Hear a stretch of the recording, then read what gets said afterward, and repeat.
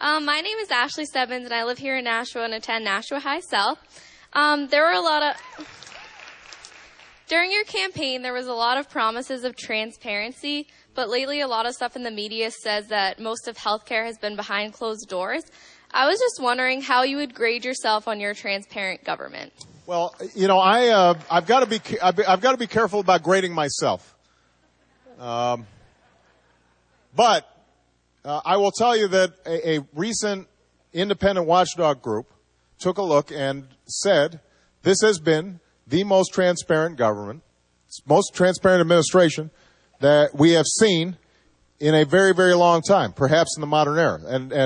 And here's the reason. Let me just list off the things we've done.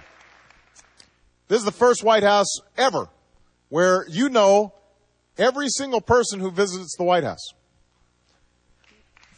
Now, that seems like a small thing, but that means any lobbyist, any company, anybody who comes to visit the White House, you know who it is.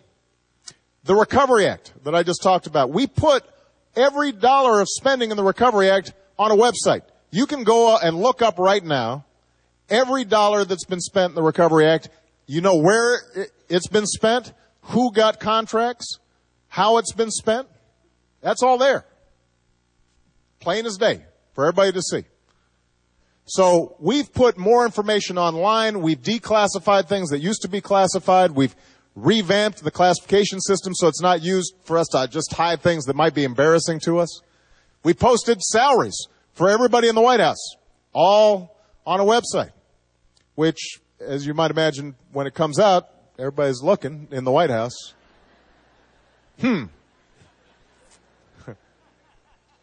No, but seriously, we very much believe in transparency and accountability. Now, when it came to the healthcare debate, think about all the hours of congressional hearings, all the meetings that were on C-SPAN.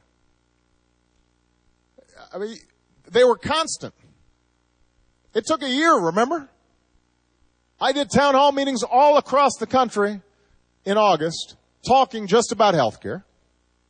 So when people say, well, the negotiations weren't on C-SPAN, what they're frustrated about, and I take responsibility for this, is that after Congress had finally gone through its processes, the House had voted on a bill, the Senate had voted on a bill.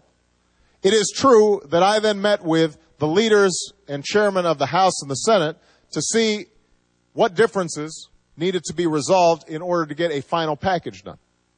And that wasn't on C-SPAN. And look, I made that commitment and I probably should have put it on C-SPAN. Although one of the tricky things is trying to figure out, well, if it is on C-SPAN, are people actually going to be saying what they think about trying to get the bill done, or is everybody going to be posturing to say things that sound good for the camera? But I think it is a legitimate criticism to say, if you say that all of it's going to be on C-SPAN, all of it's going to be on C-SPAN. Which is why, at this point, it's important for me to say that when the Republicans put forward their proposals for what they want to do on health care, and we put forward what we want to do on health care, I very much want that on C-SPAN. And I want everybody here to watch. I want everybody here to watch. Because I think it will be a good educational process. For people to weigh the arguments about the relative merits of the bill instead of listening to millions of dollars worth of insurance industry ads that have been put out there, or whatever pundit on the left or the right is saying about these different issues. So we're going to keep on doing it.